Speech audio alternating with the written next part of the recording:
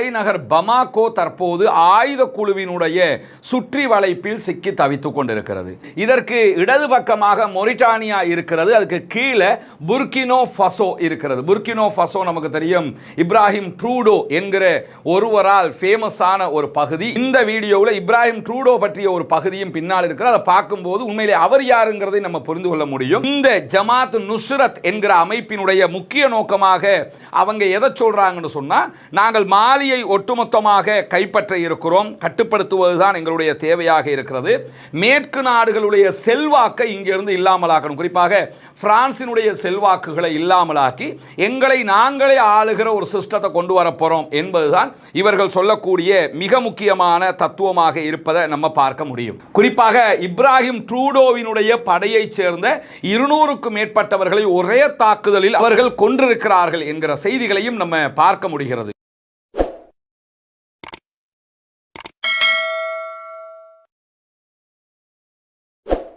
அன்பிற்கினிய சகோதர சகோதரிகளே, நம் அனைவர் மீதும் ஏக இறைவனுடைய அமைதியும் கருணையும் உண்டாகட்டுமாக என்கிற பிரார்த்தனைகளோடு இன்றைய நாள் இந்த வீடியோவில் நம்ம பார்க்க இருக்கக்கூடிய ஒரு முக்கியமான பகுதி என்னன்னா, ஆப்பிரிக்க நாடுகளில் ஒரு முக்கியமான நாடாக கருதப்படுகிற மாலி தற்போது முற்றுமுழுதான ஒரு முற்றுகையின் கீழ் கொண்டு வரப்பட்டிருக்கிறது. மாலியினுடைய தலைநகர் அங்கிருக்கக்கூடிய ஒரு குழுவால், ஆயுத குழுவால் முற்றுகையிடப்பட்டிருக்கிறது. இந்த நிலையில உள்நாட்டு போர் உச்சம் தொடுவதையும் அந்த நாடுகளில் தொடர்ந்து நம்ம பார்க்க முடிகிறது. அது மாலி மாத்திரமல்ல, மாலிக்கு பக்கத்தில் இருக்கக்கூடிய Burkina Faso, Niger, Nigeria, Mauritania, இப்படி பல நாடுகளில் உள்நாட்டு குழப்பங்கள் தொடர்ந்து நடைபெற்று வருகிறது. சூடான்ல உச்சமாக நடைபெற்று வருகிறது. ஆப்பிரிக்க நாடுகள் என்றாலே தொடர்ந்து சண்டையும் சச்சரவுமாக இருக்கக்கூடிய நாடுகள் என்கிற ஒரு பிம்பம் உருவாக்கப்பட்டிருக்கிறது. இந்த சூழல்ல தான் திடீரென கடந்த ஓரிரு மாதங்களாக மாலி உச்சகட்டமான ஒரு முற்றுகையின் கீழ் தள்ளப்பட்டிருக்கிறது. என்ன நடக்கிறது மாலியில்? அங்கு முற்றுகையிட்டிருப்பவர்கள் யார்? எதனால் இந்த முற்றுகை தொடர்கிறது என்பதைத்தான் இந்த வீடியோவில் நம்ம பார்க்க இருக்கிறோம். நமக்கெல்லாம் தெரியும், சூடானுடைய ஆட்சியை காப்பாற்றிக் கொள்வதற்காக 2015களுக்கு பிறகு அன்றைய ஆட்சியாளராக இருந்த பஷீர் அல் ஒமர் என்கிறவர் அவருக்கான ஒரு பாதுகாப்புக்காக உருவாக்கிய ஒரு ஆயுத குழு பின்னாட்களில் நாட்டினுடைய துணை இராணுவ குழு என்கிற பெயரில் அவர்கள் அங்கீகரிக்கப்பட்டதற்கு பிறகு தற்போது அந்த நாட்டுக்குள் உச்சமான சண்டை நடைபெற்று வருகிறது. ஆயிரக்கணக்கான அப்பாவி பொதுமக்கள் கொல்லப்பட்டிருக்கிறார்கள். இராணுவத்திற்கும் இந்த ஆயுத குழுவுக்குமான சண்டை தான் தற்போது உலக அளவில் பேசப்படக்கூடிய ஒரு நிலையாக மாறி இருக்கிறது. இந்த மாதிரியான ஒரு சூழல்ல தான் மாலிக்குள்ள தற்போது ஒரு பெரிய சண்டையே நடைபெற்று வருகிறது. மாலியினுடைய தலைநகர் பமாகோ தற்போது ஆயுத குழுவினுடைய சுற்றி வளைப்பில் சிக்கி தவித்துக் கொண்டிருக்கிறது. யார் அந்த ஆயுத குழுக்கள்? எதற்காக சுற்றி வளைத்திருக்கிறார்கள் என்று சொன்னால், மாலியில் செயல்படக்கூடிய ஜமாத் நுஸ்ரத் அல் இஸ்லாம் வல் முஸ்லிமீன் என்கிற அமைப்பு தான் தற்போது மாலியினுடைய தலைநகரத்தை மொத்தமாக ரவுண்ட் அப் பண்ணி இருக்கிறாங்க. அங்கிருந்து யாரும் வெளியேறவும் முடியவில்லை, உள்ளே நுழையவும் முடியவில்லை. யார் இந்த ஜமாத் நுஸ்ரத் அல் இஸ்லாம் வல் முஸ்லிமூன் என்று பார்த்தீங்கன்னா, அல் காயிதா அமைப்பினுடைய துணை குழுவாகத்தான் இவர்கள் அறியப்படுகிறார்கள். மாலிக்குள்ள இருக்கக்கூடிய 3 அல்லது 4 ஆயுத குழுக்கள் ஒன்றிணைந்த ஒரு குழுவாகத்தான் இந்த ஜமாத் நுஸ்ரத் அல் இஸ்லாம் வல் முஸ்லிமூன் என்கிற அமைப்பு செயல்பட்டு வருகிறது. இந்த அமைப்பினுடைய பெயர்ல நீங்க பார்த்தீங்கன்னா இஸ்லாம் வல் முஸ்லிமூன் என்கிற பெயர்கள் பயன்படுத்தப்பட்டிருக்கும். பொதுவாகவே ஒரு நாட்டுக்குள்ள ஒரு கிளர்ச்சியை தூண்டுறதுக்கு அல்லது ஆட்சியை பிடிப்பதற்கு ஆயுத குழுக்கள் கையில் எடுக்கக்கூடிய ஆயுதங்களில் மிகப்பெரிய ஆயுதம் எதுன்னு சொன்னா இஸ்லாம் முஸ்லிம்கள் என்கிற ஆயுதம். நாங்கள் ஒரு இஸ்லாமிய ஆட்சியை கொண்டு வர போறோம், முஸ்லிம்களை எல்லாம் இஸ்லாத்தின் கீழ் வாழ வைக்க போறோம், எனவேதான் நாங்கள் ஆயுதம் ஏந்தி போராட்டங்களை நடத்தி கொண்டிருக்கிறோம் என்று இவர்கள் செய்கிற அநியாயங்களுக்கும் அட்டூழியங்களுக்கும் வரம்பு மீறிய ஆயுத மோதலுக்கும் இஸ்லாம் முஸ்லிம் என்கிற பெயர்களை பயன்படுத்திக் கொள்வார்கள். முதலில் இவர்கள் செய்கிற இந்த காரியங்களுக்கும் இஸ்லாத்திற்கும் முஸ்லிம்களுக்கும் எந்த தொடர்பும் இல்லை என்பதை நாம் புரிந்து கொள்ள வேண்டும். அது சூடான்ல ஈரானில் நடக்கக்கூடிய சண்டைகளாக இருந்தாலும் சரி, மாலியில் நடக்கக்கூடிய சண்டைகளாக இருந்தாலும் சரி, இப்படி பல நாடுகளில் இந்த ஆயுத குழுக்கள் செய்யக்கூடிய காரியங்களுக்கும் இஸ்லாத்திற்கும் தொடர்பில்லை. அவர்கள் தங்களுடைய இயக்கத்தை வளர்த்துக் கொள்வதற்காக, அதிகாரத்தை கைப்பற்றிக் கொள்வதற்காக இந்த பெயர்களை பயன்படுத்தி வருகிறார்கள். சோமாலியா போன்ற நாடுகளில் சண்டையிடக்கூடியவர்களும் கூட நாங்கள் ஒரு இஸ்லாமிய ஆட்சியை கொண்டு வரப்போகிறோம் என்கிற போர்வையை தான் போற்றிக் கொண்டிருக்கிறார்கள். அவங்க ஆட்சியை பிடிக்கலாம் பிடிக்காம இருக்கலாம், அது ரெண்டாவது. ஆனால் இஸ்லாமிய பேரை ஏன் கொண்டு வர்றாங்கன்னு சொன்னா, இஸ்லாத்துல பேரை சொன்னா தான் அந்த மக்கள் இல்லாம ஒரு இஸ்லாமிய ஆட்சி வரப்போகுது, நம்ம நாட்டில் நபிகள் நாயகம் சொன்ன மாதிரி ஆட்சி நடக்க போகுது என்கிற ஒரு மனோநிலைக்கு வந்து இவங்களுக்கு சப்போர்ட் பண்ணுவாங்கிறதுனால தான் இந்த காரியத்தை செய்கிறார்கள். உண்மையிலேயே மாலியில் செயல்பட்டு வரக்கூடிய இந்த ஜமாத் நுஸ்ரத் அல் இஸ்லாம் வல் முஸ்லிமீன் என்கிற அமைப்புக்கும் இஸ்லாத்திற்கும் எந்த தொடர்பும் இல்லை. இஸ்லாம் ஒரு சண்டைக்கு, ஒரு யுத்தத்திற்கென்று பல விதிமுறைகளை வைத்திருக்கிறது. யுத்த காலத்தில் கூட எப்படி செயல்பட வேண்டும் என்கிற சட்டங்களை அழகாக வகுத்திருக்கக்கூடிய ஒரு மார்க்கம். அந்த மார்க்கத்தின் பெயரால் இவர்கள் செய்வது அத்தனையும் படுகொலைகளாக இருக்கிறது. தற்போது மாலியினுடைய தலைநகரத்தை நம்ம எடுத்துக்கிட்டோம்னா, உண்பதற்கு உணவில்லாமல், பயன்படுத்துவதற்கு பொருட்கள் இல்லாமல் பட்டினிச்சாவில் அந்த மக்கள் அழியக்கூடிய ஒரு நிலை ஏற்பட்டிருக்கிறது. இதுதான் சூடானுடைய அல்ஃபஷர் நகருக்கும் நடைபெற்றது, நடந்து கொண்டிருந்தது என்பதையெல்லாம் நம்ம பார்த்திருக்கிறோம். அதே தொனியில தான் தற்போது இவர்களும் செயல்பட ஆரம்பித்திருக்கிறார்கள். இங்க இருக்கக்கூடிய வரைபடத்தில் நீங்க பார்க்க முடியும், மாலி இந்த இடத்தில் இருக்கிறது. இதுதான் மாலியினுடைய அமைப்பு. ஒரு இந்த நாடுகளோடு ஒப்பிடும்போது கொஞ்சம் பெரிய நாடு, நைஜரை விட பெரிய நாடாகத்தான் இதை பார்க்க முடிகிறது. இதற்கு இடது பக்கமாக மொரிட்டானியா இருக்கிறது, அதுக்கு கீழே புர்கினோ ஃபசோ இருக்கிறது. புர்கினோ ஃபசோ நமக்கு தெரியும், இப்ராஹிம் ட்ரூடோ என்கிற ஒருவரால் ஃபேமஸான ஒரு பகுதி. இந்த வீடியோவில் இப்ராஹிம் ட்ரூடோ பற்றிய ஒரு பகுதியும் பின்னால் இருக்கிறது. அதை பார்க்கும்போது உண்மையிலே அவர் யாருங்கிறதை நம்ம புரிந்து கொள்ள முடியும். இந்த மாலியினுடைய தலைநகர் பமாகோவுக்கு கீழே நீங்க பார்த்தீங்கன்னா ஐவரி கோஸ்ட் இருக்கிறது.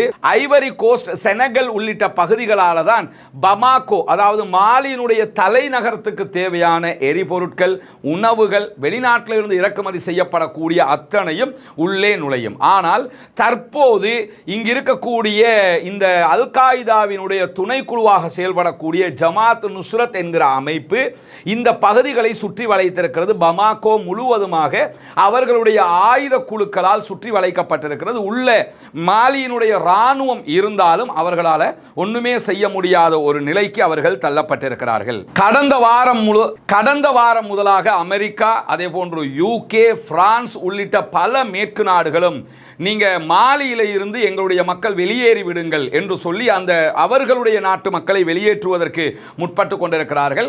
அதே போன்று பல நாட்டு மக்களும் அங்கே இருந்து வெளியேறக்கூடிய ஒரு நிலையை நம்ம பார்க்க முடியும். மாலி முழுவதுமே பாடசாலைகள் மூடப்பட்டிருக்கிறது, மின்வெட்டு துரிதமாக்கப்பட்டிருக்கிறது, கரண்ட் பவர் இல்லாமல் மக்கள் தவித்துக் கொண்டிருக்கிறார்கள்.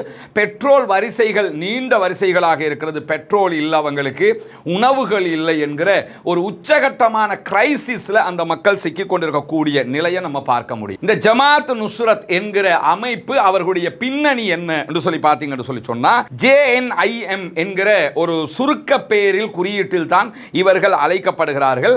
அல் காய்தாவினுடைய துணை படையாக, துணை ஆயுத குழுவாகத்தான் இவர்கள் உலகம் முழுவதும் பார்க்கப்படுகிறது. மாத்திரமல்லாமல் இந்த பகுதிகளில் மாலி, இந்த புர்கினோ ஃபசோ உள்ளிட்ட அந்த பகுதிகளில் ரொம்ப சுறுசுறுப்பாக வேகமாக தாக்குதல் நடத்தக்கூடிய ஒரு ஆயுத குழுவாக இவர்கள் அறியப்படுகிறார்கள்.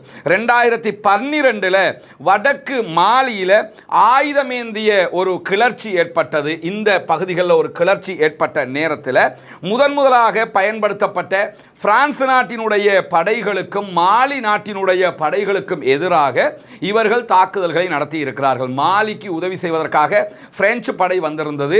கிட்டத்தட்ட 8000 தொடக்கம் 10,000 பேர் இருந்தாங்க. அவங்க வெளியேறிட்டாங்க மாலியை விட்டு. அதே மாதிரி ஐநாவினுடைய அமைதி காக்கும் படை 10,000 பேர் மாலியில் இருந்தாங்க. ஒப்பந்தம் முடிவுற்ற காரணத்தினால ஐநாவினுடைய அமைதி காக்கும் படையும் அங்கிருந்து வெளியேறிட்டாங்க. அங்க இருக்கக்கூடிய மாலியினுடைய போர்சஸ், ராணுவம் தான் இப்பொழுது ஆட்சியை கையிலே வைத்திருக்கிறார்கள். அங்க ஜனநாயக ஆட்சி, ஓட்டு போட்டு தேர்வு செய்கிற ஆட்சிங்கிற சிஸ்டம் இப்போதைக்கு கிடையாது. ராணுவம் தான் ஆட்சியை கைப்பற்றிருக்கிறாங்க. இப்ப ராணுவத்திட்ட இருந்து ஆட்சியை பறித்தெடுப்பதற்கான முயற்சியில தான் இந்த JNIM என்கிற ஜமாத் நுஸ்ரத் இஸ்லாம் வல் முஸ்லிமூன் என்கிற அமைப்பு செயல்பட்டு வருகிறார்கள் என்பதை நம்ம புரிந்து கொள்ளுகிற அதே நேரத்தில் இவர்களுக்கு துணையாக அல்ஜீரியாவை தளமாக கொண்டு இயங்கக்கூடிய அல் காயிதா இன் மஹ்ரிப் என்கிற அல் காயிதாவினுடைய அமைப்பும் முழுவதுமாக இவங்களுக்கு சப்போர்ட் பண்ணிக்கிட்டு இருக்கிறாங்க. ஆயுத குழுக்கள் 3 அல்லது 4 குழுக்கள் இணைந்து மாலியிலே அரசுக்கு எதிராக இராணுவத்திற்கு எதிராக இந்த சண்டையிலே ஈடுபட்டு வருகிறார்கள் என்பதை மேலதிகமாக நம்ம தெரிந்து கொள்ளுகிற அதே நேரத்தில் இந்த JNIM என்கிற இந்த ஜமாத் நுஸ்ரத் என்கிற அமைப்பினுடைய முக்கிய நோக்கமாக அவங்க எதை சொல்றாங்கன்னு சொன்னா, நாங்கள் மாலியை ஒட்டுமொத்தமாக கைப்பற்ற இருக்கிறோம், கட்டுப்படுத்துவதுதான் எங்களுடைய தேவையாக இருக்கிறது. மேற்கு நாடுகளுடைய செல்வாக்கை இங்கிருந்து இல்லாமலாக்கணும், குறிப்பாக பிரான்சினுடைய செல்வாக்குகளை இல்லாமலாக்கி எங்களை நாங்களே ஆளுகிற ஒரு சிஸ்டத்தை கொண்டு வர போறோம் என்பதுதான் இவர்கள் சொல்லக்கூடிய மிக முக்கியமான தத்துவமாக இருப்பதை நம்ம பார்க்க முடியும். இந்த JNIM என்கிற ஜமாத் நுஸ்ரத் என்கிற அமைப்பை இயாத் அல் காலி என்கிற ஒருவர் தான் வழிநடத்துகிறார் என்று அறியப்படுகிறது. இவர்தான் இதற்குரிய தலைவராக அறியப்படுகிறார். இந்த JNIM என்கிற ஜமாத் நுஸ்ரத் அமைப்பினுடைய தலைவராக இயாத் அல் காலி என்கிற ஒருவர் தான் அறியப்படுகிறார். 1990களில் முற்பகுதிகளில் பெரும்பான்மையாக மாலியில் இருக்கக்கூடிய பம்பரா இனக்குழுவால் ஆளப்படக்கூடிய பாரம்பரிய அரசுக்கு எதிராக இவர் ஆரம்பத்தில் கிளர்ச்சி குழுக்களை உருவாக்கியிருந்தார். பின்னாட்கள் அந்த கிளர்ச்சி குழுக்களுக்கும் அரசுக்கும் இடையில பேச்சுவார்த்தை நடத்தக்கூடியவராக இவர் செயல்பட்டது மட்டுமல்லாம தான் ஒரு சீர்திருத்தவாதி என்கிற ஒரு பிம்பத்தை உலகத்துக்கு கட்டமைச்சார். நான் உலகத்தில் ஒரு அமைதியை கொண்டு வர வந்திருக்கிறேன், பொதுமக்களை கொல்லுவாங்க, நாட்டையே அழிப்பாங்க, சாப்பிட உணவு கொடுக்காம கொள்ளுவாங்க, பட்டினி சாவுக்கு ஆதரவு அளிப்பாங்க, ஆனால் நான் சீர்திருத்தத்தை கொண்டு வந்திருக்கிறேன் என்று பேசுவார்.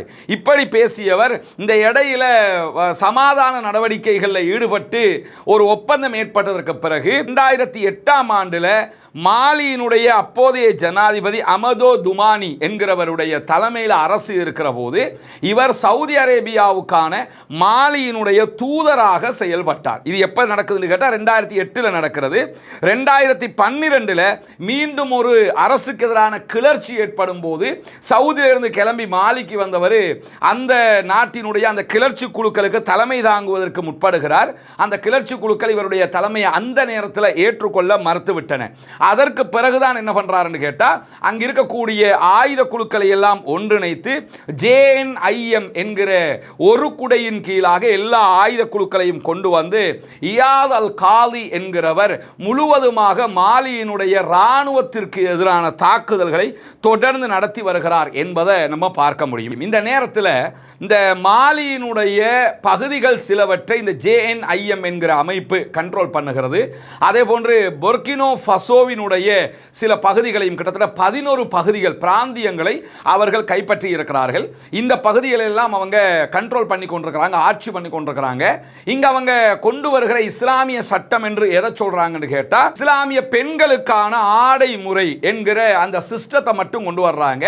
கொண்டு வந்துட்டு என்ன சொல்லுவாங்கன்னா, நாங்க இஸ்லாமிய ஆட்சியை கொண்டு வந்துட்டோம். இப்ப நம்ம ஆப்கானிஸ்தான்ல பாக்குறோமா இல்லையா, நாங்க இஸ்லாமிய ஆட்சியை கொண்டு வர போறோம்னு வந்தவங்க தான் அமெரிக்காவை அடிச்சுன்னு வரைக்கும் அமெரிக்காவை நாட்டை விட்டு ஓடிடுச்சு, கையில் தாலிபான்கள்ட்ட கொடுத்துட்டு போயிட்டாங்க ஆப்கானிஸ்தானை. இப்போ ஆப்கானிஸ்தானுடைய நிலை எப்படி இருக்குது? இஸ்லாமிய ஆட்சியை தான் கொண்டு வந்திருக்கிறாங்களா? செல்வ செழிப்போடு அத்தனை மக்களும் சந்தோஷமாக அப்படியே ஒரு இஸ்லாமிய ஆட்சிக்கு கீழே அப்படி தான் வாழ்ந்துக்கிட்டு இருக்கிறாங்களா? ஒன்றோ பாகிஸ்தானோட அடிச்சுக்கிடுவாங்க, இல்லைன்னா ஈரானோட சண்டை பிடிப்பாங்க, இல்லைன்னா ஏதாவது ஒன்று பண்ணிக்கிடுவாங்க. ஒவ்வொரு நாளும் ஊடகங்களுக்கு இஸ்லாத்தை பற்றிய கெட்ட விமர்சனங்களுக்கான வழியை ஏற்படுத்தி கொடுக்கக்கூடிய ஒரு குழுவாக அவர்கள் தங்களை அடையாளம் காட்டிக்கொள்வதை நம்ம பார்க்க முடியும். இஸ்லாம் சொல்லக்கூடிய கட்டளைகள் கட்டுப்பாடுகளை நடைமுறைப்படுத்தினால் அதில் யாரும் மாற்றுக்கருத்து சொல்ல போறதில்லை. ஆனால் அவர்கள் செய்கிற வேலைகள் இஸ்லாத்துக்கு நேர் முரணாக இஸ்லாம் என்று புரிந்து கொண்டு செய்கிற பல காரியங்களையும் நம்ம பார்க்க முடியும். இதே மாதிரி தான் இந்த JNIM என்கிற அமைப்பு என்ன பண்ணாங்கன்னா, தங்களுடைய கண்ட்ரோலில் இருக்கக்கூடிய பகுதிகளுக்கு இஸ்லாமிய பெண்களுடைய ஆடை முறை மட்டும் கரெக்டாக இருக்கணும் அப்படின்னு சொன்னதை கொண்டு வந்தாங்க. கொண்டு வந்துட்டு பார்த்தீங்களா, நாங்கள் இஸ்லாம் சொன்ன மாதிரி நடக்கணும், அது மட்டும் தான் இஸ்லாம் சொன்ன மாதிரி நடக்கிறதா? இதை பண்ணிட்டு அந்த நாட்டுக்குள்ள பள்ளி வாயில் மீது தாக்குதல்கள் நடத்துகிறார்கள், குண்டு தாக்குதல்கள் நடத்தப்படுகிறது, பாடசாலைகள் மீது குண்டு தாக்குதல்கள் நடத்தப்படுகிறது. நடத்தப்படுகிறது, பாடசாலைகள் மீது குண்டு தாக்குதல்கள் நடத்தப்படுகிறது, மாலியினுடைய தலைநகர் பமாகோ சுற்றி வளைக்கப்பட்டிருக்கிறது, தகவல் கோபுரங்கள் அளிக்கப்பட்டிருக்கிறது, பாதைகள் அளிக்கப்படுகிறது, பாலங்கள் அளிக்கப்படுகிறது, மக்களுக்கான உணவுகள் கொண்டு போவதற்கான எந்த வழிகளும் கொடுக்கப்படவில்லை, அவர்களுக்கு தேவையான அத்தனையும் தடை செய்யப்படுகிறது. இதெல்லாம் தடை செய்யப்பட்டு நாங்கள் இஸ்லாமிய ஆட்சியை கொண்டு வரப்போம் சரிப்பட்டு வந்துருமா? அப்ப என்னன்னு கேட்டா, இஸ்லாத்தின் பெயரால் இவர்கள் செய்கிற அநியாயத்திற்கு சாயம் பூச முற்படுகிறார்கள். இதை இஸ்லாம் ஒருபோதும் ஏற்றுக்கொள்ளவில்லை என்பதையும் நம்ம புரிந்து கொள்ளுகிற அதே நேரத்தில் பமாகோ எப்படி முற்றுகையிடப்பட்டது என்பதையும் நாம் தெரிந்து கொள்ள வேண்டும். இந்த இடத்தை தான் தற்போது அவர்கள் முற்றுகையிட்டிருக்கிறார்கள்.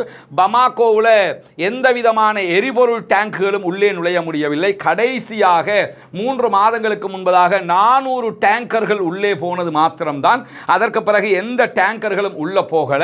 இப்பொழுது அவர்களுக்கு அங்க பெட்ரோல் வாங்குவதற்கான வழி எதுவுமே இல்லை. அப்படியே வாங்கினாலும் மாலியினுடைய தலைநகர் பமாகோவில் 1 லிட்டர் பெட்ரோல் இலங்கை பணத்திற்கு 40,000 ரூபாய்களுக்கு விற்கப்படுகிறது. 1 லிட்டர் பெட்ரோல் வாங்கணும்னா ஸ்ரீலங்கா காசு 40,000 ரூபாய் நீங்க கொடுக்கணும். அப்பதான் 1 லிட்டர் பெட்ரோல் கிடைக்கும். ஏன்னா உள்ள எதையுமே அனுமதிக்காம முற்றுகையிட்டு இருக்கிறார்கள். இவர்களுக்கு எப்படி பணம் வருகிறது, நிதி வருகிறது என்று சொல்லி பார்த்தீங்கன்னு சொல்லி சொன்னா, இந்த JNIM என்கிற இந்த ஆயுத குழு தங்க சுரங்கங்களை கையிலே வைத்திருக்கிறார்கள். குறிப்பாக பமாகோவில் பல இடங்களில் தங்க சுரங்கங்கள் இருக்கிறது. அந்த தங்க சுரங்கங்கள் இருக்கக்கூடிய பகுதிகளை எல்லாம் இப்பொழுது அவர்கள் கைப்பற்றி இருக்கிறார்கள். எனவே தங்க சுரங்கங்கள் மூலமாக வரக்கூடிய வருமானங்கள் அவர்களுக்கு கிடைக்கிறது. இந்த வருமானங்கள் அவங்க செனகலுடைய எல்லை, அதே போன்று ஐவரி கோஸ்டினுடைய எல்லைகளில் போய் தான் விற்பனை செய்கிறார்கள் என்று நம்பப்படுகிற அதே நேரத்தில் உள்ளுக்குள்ள இருக்கக்கூடிய கால்நடை உற்பத்தியில் மாலி ரொம்ப ஃபேமஸான ஒரு நாடு. இங்க இருக்கக்கூடிய கால்நடைகள், ஆடு மாடு ஓட்டம் எதாக இருந்தாலும் சரி, அதையெல்லாம் அவங்க கடத்துறாங்க. கடத்தி கொண்டு வந்து இந்த எல்லைகளில் குறைந்த விலைக்கு விற்பனை செய்கிறார்கள். அதனூடாகவும் அவங்க என்ன பண்றாங்கன்னா, அவங்களுக்கு தேவையான பணத்தை எடுத்துக்கொள்கிறார்கள். ஆயுத கடத்தல்கள் நடைபெறுகிறது. ஆயுத கடத்தலினூடாக வருமானத்தை பெற்றுக்கொள்கிறார்கள். இதை தாண்டி வெளிநாட்டினரை பணைய கைதிகளாக பிடிப்பதினூடாக அதிலிருந்தும் அவர்கள் பணத்தை எடுத்துக்கொள்ளுகிறார்கள் என்கிற செய்திகளை நம்ம முழுமையாக இன்றைக்கு அல் ஜசீரா வெளியிட்டிருக்கக்கூடிய கட்டுரையில் பார்க்க முடியும், படிக்க முடியும். இதுதான் மாலியினுடைய ஆயுத குழுவினுடைய வருமானமாக இருக்கக்கூடிய நேரத்தில் JNIM என்கிற இந்த ஜமாத் நுஸ்ரா அல் இஸ்லாம் வல் முஸ்லிமூன் என்கிற பெயரில் இஸ்லாத்தையும் முஸ்லிம்களையும் சீரழிக்கக்கூடிய இந்த அமைப்பு வேறு எங்கெல்லாம் செயல்படுகிறது என்று சொல்லி பார்த்தீங்கன்னு சொல்லி சொன்னா, இவர்கள் மாலியை தாண்டி நைஜரில் சில பகுதிகளில் செயல்படுவதாக சொல்லப்படுகிற அதே நேரம் புர்கினோ ஃபசோவினுடைய பல பகுதிகளிலும் இவர்கள் செயல்பட்டு வருகிறார்கள். புர்கினோ ஃபசோவை தளமாக கொண்டு இயங்கக்கூடிய அன்சாருல் இஸ்லாம் என்கிற ஒரு அமைப்பு இருக்கிறது.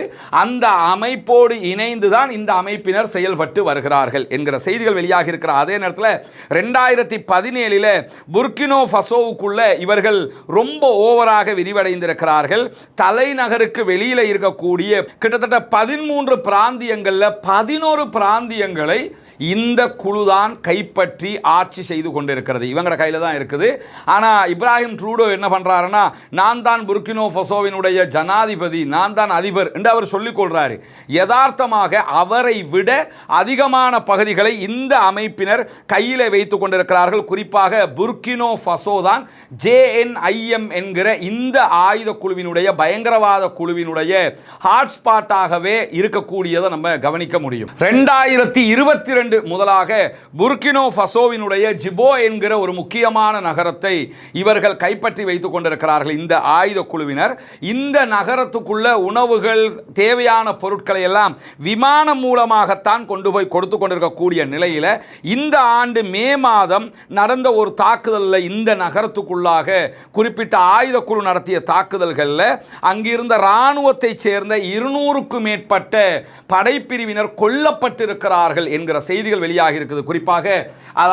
குறிப்பாக இப்ராஹிம் ட்ரூடோவினுடைய படையைச் சேர்ந்த 200க்கும் மேற்பட்டவர்களை ஒரே தாக்குதலில் அவர்கள் கொன்றிருக்கிறார்கள் என்கிற செய்திகளையும் நம்ம பார்க்க முடிகிறது. இதை தாண்டி இந்த இடத்துல மாலியில் இருக்கக்கூடியவர்கள் புர்கினோ ஃபசோவினுடைய எல்லைகளுக்குள்ளும் பல பகுதிகளை கைப்பற்றி வைத்திருக்கக்கூடியவர்கள் இங்கே இருக்கிற ஐவரி கோஸ்டுக்குள்ளையும் 2020 முதலாக தாக்குதல்களை நடத்தி வருகிறார்கள் என்கிற செய்திகளை நம்ம பார்க்க முடியும். மொத்தத்தில் இங்க இருக்கக்கூடிய எல்லா நாடுகளிலையும் அவங்க ஆதிக்கம் செலுத்தி செலுத்தி கொண்டிருக்கிறார்கள். இந்த ஆயுத குழுவை கண்ட்ரோல் பண்ணுவதற்கு நைஜர்ல இருக்கக்கூடிய ராணுவ ஆட்சியாளர்கள், அதே போன்று புர்கினோ ஃபசோவினுடைய ஆட்சியாளர் இப்ராஹிம் ட்ரூடோ, அதே போன்று மாலியினுடைய ராணுவ ஆட்சியாளர்கள் என்று அத்தனை பேருமே படாத பாடுபடுகிறார்கள்.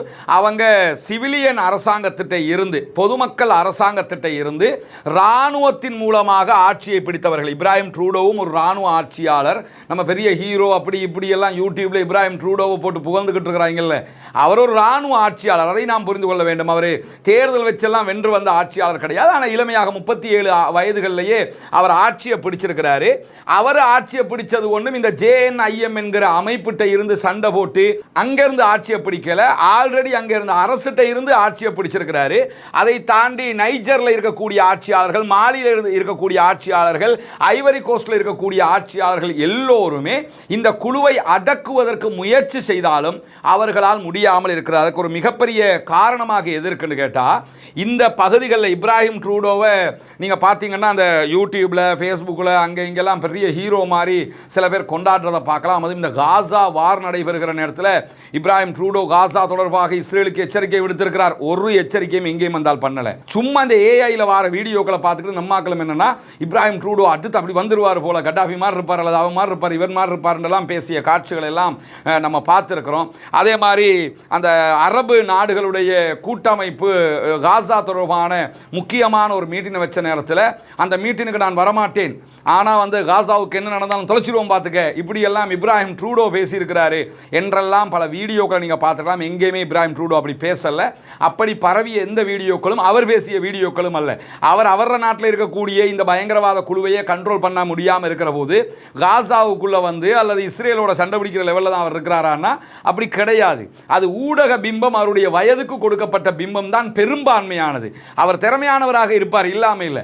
பெரும்பான்மையான பிம்பம் அவருக்கு ஊடக ரீதியாக நம்மாக்களே கொடுத்ததுங்கிறத நம்ம புரிஞ்சுக்கிறோம். ஏன்னா அப்படி ஒரு வைரல் ஆகி முடிய அதுக்கேற்ற மாதிரியான இளமையாக இருக்கிறாரு, அப்படி ராணுவம் சுற்றி வளைச்சு வருது, ராணுவ உடையில் இருக்கிறாரு, பொதுமக்களோடு போய் சாதாரணமாக பழகிறாரு என்கிற மாதிரியான ஒரு பிம்பங்கள் உருவாக்கப்பட்டிருக்கிறது. ஆனால் உண்மையிலேயே புர்கினோ ஃபசோ, அதே போன்று மாலி ஆகிய பகுதிகளில் இருக்கக்கூடிய ஆட்சியாளர்கள், இப்ராஹிம் ட்ரூடோவாக இருக்கலாம், மாலியினுடைய ஆட்சியாளர்களாக இருக்கலாம், இவங்க அத்தனை பேருமே இந்த ஆயுத குழுவை அடக்குவதற்கு முடியாமல் ரஷ்யாவினுடைய உதவியை தொடர்ந்து கேட்டுக்கொண்டிருக்கிறார்கள். ரஷ்யா நேரடியாக ரஷ்யாவினுடைய போர்சஸை கொடுக்காம, நீங்க பாப்பீங்க இந்த புர்கினோ ஃபசோவினுடைய பிரசிடென்ட் பல கட்டங்களில் ரஷ்யாவினுடைய அதிபர் விளாடிமிர் புட்டினோடு இருக்கக்கூடிய புகைப்படங்கள் எல்லாம் இருக்கும். விளாடிமிர் புட்டின் ரஷ்யாவிலிருந்து ராணுவத்தை கொடுத்து உதவல. அவர் என்ன பண்றாருன்னு கேட்டா, ரஷ்யாவில் ஒரு பணத்திற்கு வேலை செய்யக்கூடிய ஆயுத குழு ஒன்று இருக்கிறது, வாக்னர் குழு சொல்லுவாங்க. வாக்னர் என்கிற ஒருவருடைய தலைமையில் உருவாக்கப்பட்டது. ரஷ்ய அதிபர் விளாடிமிர் புட்டினோடைய மிக நெருங்கிய நண்பராக செயல்பட்டவர் வாக்னர். இவர் தான் உக்ரைனுடைய வார்லையும் தன்னுடைய படைகளை கொண்டு போய் போட்டு சண்டை போட்டுக்கிட்டு, காசு கொடுத்தா எங்க வேணும்னா வந்து சண்டை பிடிப்பாரு.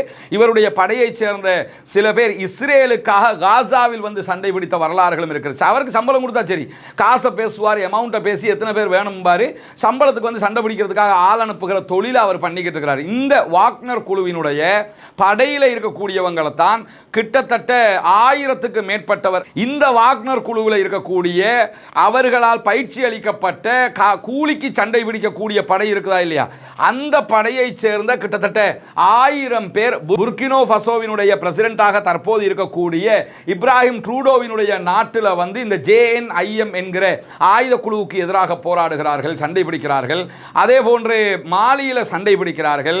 அதே நேரத்தில் நைஜர்ல போய் சண்டை பிடிக்கிறாங்க. இது எல்லாமே இவங்க என்ன பண்ணுவாங்கன்னா, அந்த ஆயுத குழுவுக்கு சேலரி கொடுப்பாங்க.